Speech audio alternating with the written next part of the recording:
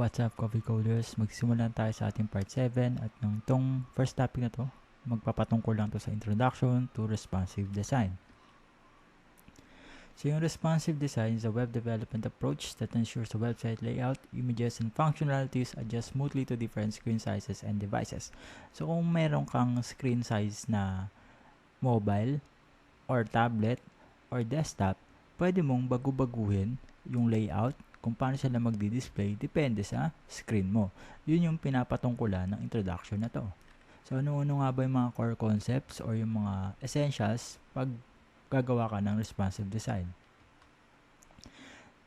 So, itong core principles of responsive design, magsisimula tayo sa fluid grid layout. So instead of using fixed pixel values, a fluid grid layout uses relative units like percentage to define width and height. This makes elementary size dynamically.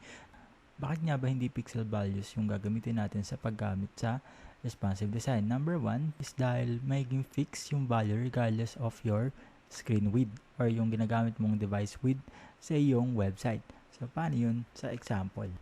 So dito sa ating example, meron akong dalawang ginawa. Isang non-fluid at isang fluid div. Alright, so ano yung tinatawag na fluid layout?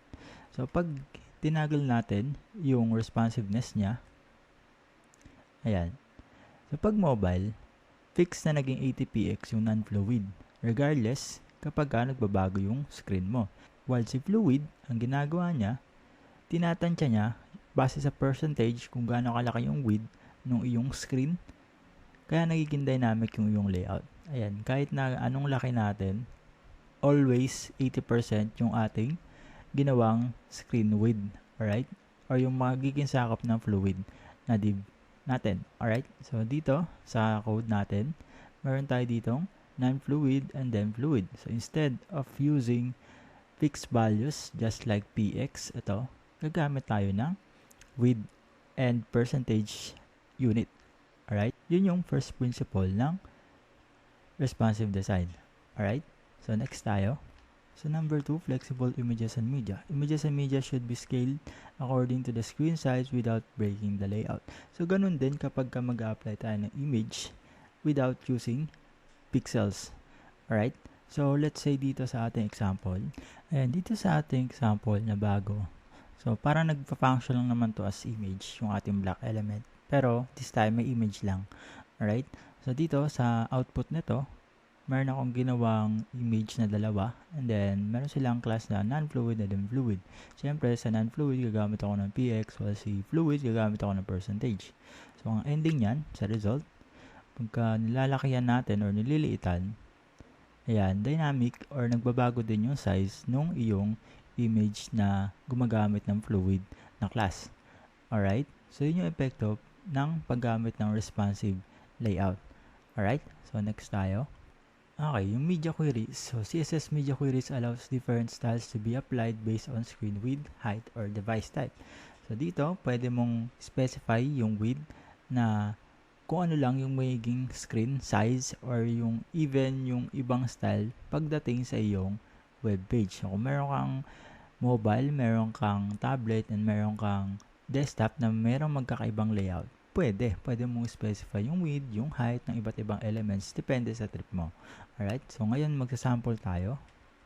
Okay, so dito meron tayong bago matututunan which is yung media query. So yung media query, useful to kapag gusto mong ibahin yung layout mo, depende sa screen size.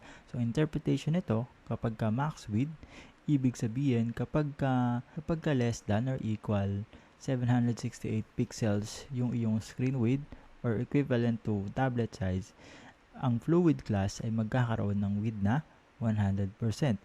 Okay? So, paano yun sa output? Ayan. So, dito sa nakikita nyo sa screen, gumagamit ako ng developer tools and then, paano makikita yung width ng iyong screen? Etong menu na nakikita nyo sa taas. So, meron siyang 320. Okay? So, kahit naliitan natin yan, basta hindi pa lalagpas sa 768, ang width ng ating element and ang image na gumagamit ng fluid is 100. Pero kapag lumagpas yan, let's say 768, okay, lagpasan natin. Ayan.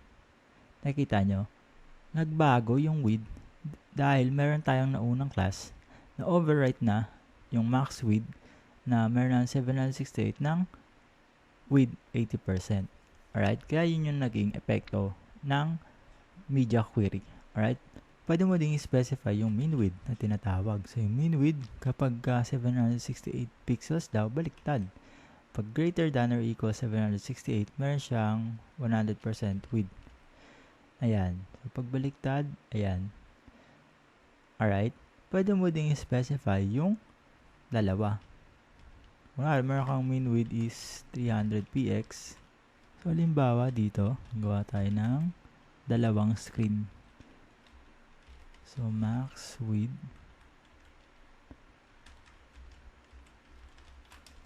400px. Ibig sabihin, kapag between 300 greater than or equal 300px and less than or equal 400px, ang width ng fluid natin is 100%.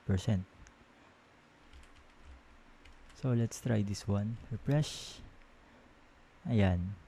So, greater than, kapag lumagpas ng 400, magiging 80%. Pag less than 300, 80% pa rin. Alright? So, hindi lang naman yan limited sa width. Pwede mo ring specify yung background color.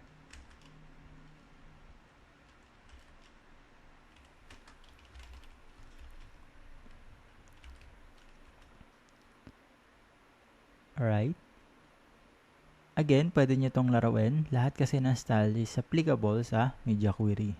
So, kung gusto nyo maglaro ng layout or kung paano magiging pleasing or visually pleasing yung iyong mga layouts, depende sa trip nyo, pwede nyo pag-aralan or mag-deep dive sa media query. Alright? So, let's proceed. Ito yung pinaka ina-advise ko din sa mga magre-responsive design is yung mobile first approach. So, start designing for the small screen first and progressively enhance the experience for larger screen. This ensures better performance and usability. So, laging tatandaan na kapag mag-apply ng responsive design, always priority your mobile screen. Alright? So, kahit na anong website yung dine-develop nyo, always develop the mobile first layout. Alright? Dahil syempre, mostly na nang gumagamit ng mga website ngayon is nag-view sa mobile screen, and kapag inuna mo yung ibang screen kaysa sa smallest screen, ang tendency niyan, masisira pa yung design mo na napaka-lawak nung experience ng isang user kapag lumiliit. So, mas maganda start small pagdating sa responsive design. Alright? So, yung mga tools na pwede nyo gamitin for responsive design, CSS frameworks, yung Bootstrap or Tailwind CSS. The number 2 browser dev tools, inspect and test responsiveness or F12. Right? And then online testing tools, Google Mobile Friendly Tests, and Responsinator. Ay yung mga nakikita nyo kanina na ginamit kong tools para makita natin yung effect ng responsive design. So, yun lang for this topic. I just introduced the responsive design to you. And I hope na ma-deep dive pa natin to. Kaya, huwag na natin patagalin. Let's go for part 2.